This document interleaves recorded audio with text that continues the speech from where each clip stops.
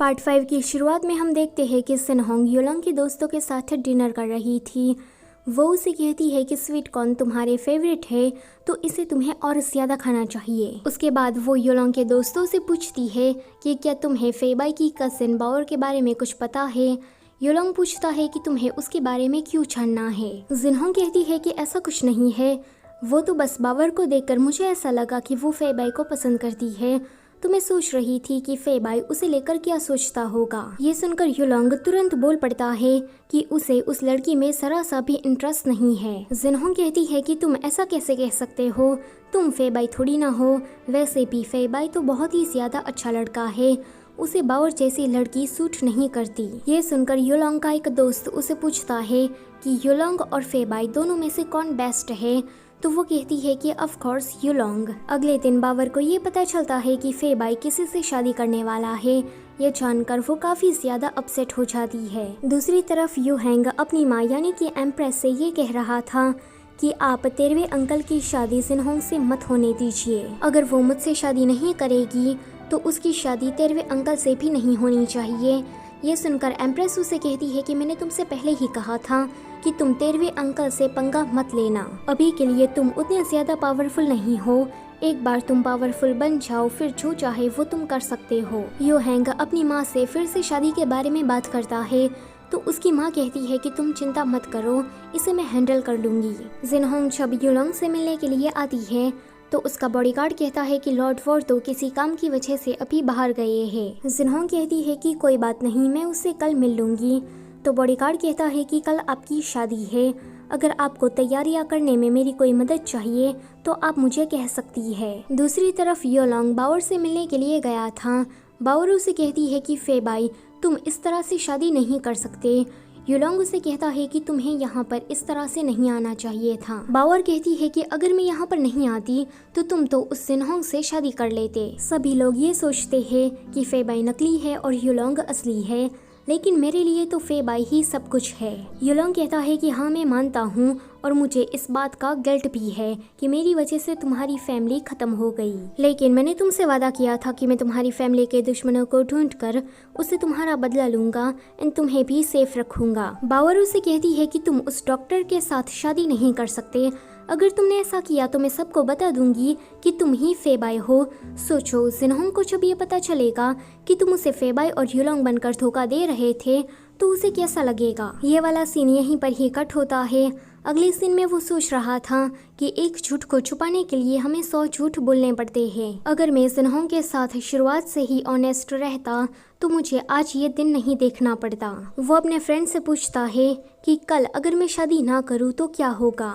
उसका फ्रेंड शौक होकर उसे पूछता है कि क्या तुम जिन्होंग के साथ शादी नहीं करना चाहते। इस पर वो कहता है कि आज मैं बावर से मिलने के लिए गया था, उसने मुझे याद दिलाया कि जब मैं फेबाई बनकर इन्वेस्टिगेशन करने गया तब उसकी फैमिली वालों ने मुझे बचाया था। अगले दिन बेल की आवाज़ सुनाई देती है।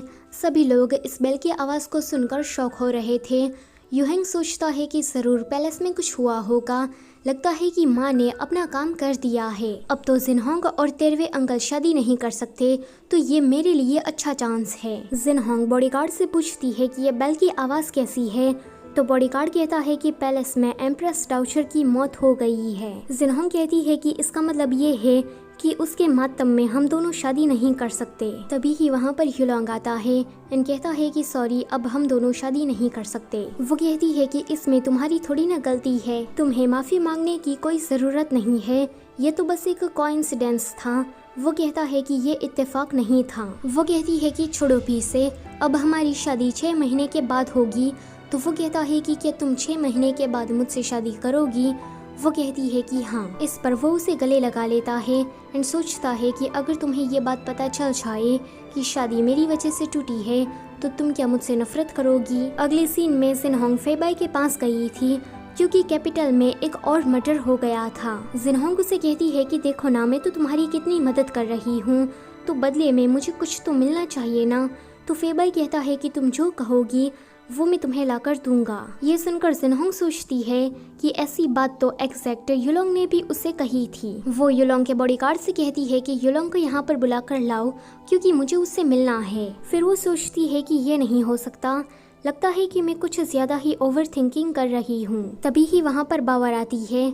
बावर फेबाई से चिपक कर सिन्होंग से कहती है कि तुम फिर यहाँ आ गई।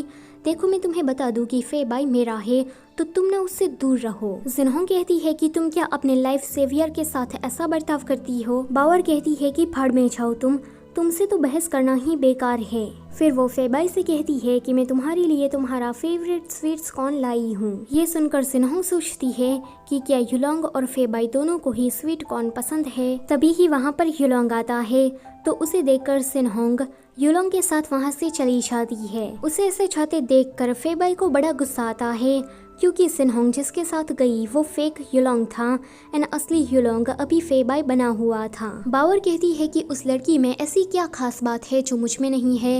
युलोंग कहता है कि अगर सिन्होंग मेरी जिंदगी में नहीं होती फिर भी मैं तुम्हें इसी तरह से प्रोटेक्शन देता रहता, क्योंकि मैंने तुम्हारी फैमिली से ये वादा किया था। यहाँ सिन्होंग नकली युलोंग के साथ थी।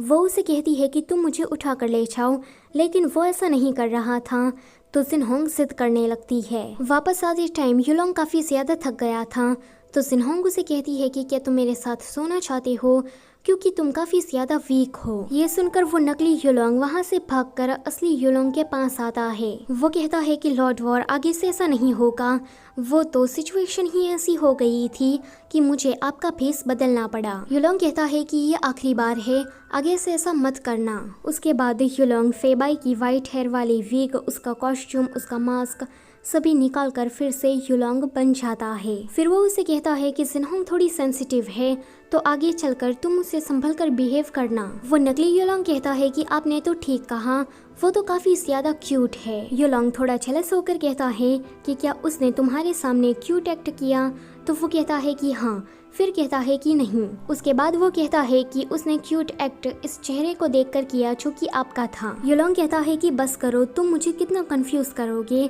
अब तुम यहाँ से जा सकते हो। ये सुनकर वो लड़का वहाँ से चला जाता है।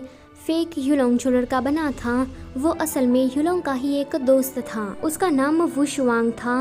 वुशुआंग को पता था कि बावर थोड़ी परेशान होगी, तो वो उसे कंसोल करने के लिए चाहता है। आगे कहानी में हमें इन दोनों की लव स्टोरी भी दिखाई जाएगी। अगले सीन में हम देखते हैं कि युलोंग फिर से फेबाई बनकर इन्वेस्टिगेशन करने गया था एंड इस बार उसे असली कल्प्रिट मिल जाता है। इसी के साथ ये वाला पार्ट होता है यहीं पर ही खत्म। वैसे गाइस ये जानकर तो मुझे भी झटका लगा था कि फेबाई ही युलोंग है, क्योंकि ऐसा मैंने पहली बार देखा है कि मेल लीड ही भेस बदल कर सेकेंड मेल लीड बन रहा है। मैंने काफी सारे ड्रामास में ऐसा देखा है कि दो जुड़वा भाइयों को एक ही लड़की पसंद आती है, लेकिन वहाँ पर दो अलग अलग इंसान होते हैं, लेकिन यहाँ पर तो सिर्फ एक ही इंसान था। ये चीज मुझे थोड़ी अजीब लगी, लेकिन युलोंग जब भी फेबाई बनता है तो वो बिल्कुल सेकंड मेल लीड की तरह एक्ट करता है। सो इसी के साथ वीडियो होती है यहीं पर ही खत्म।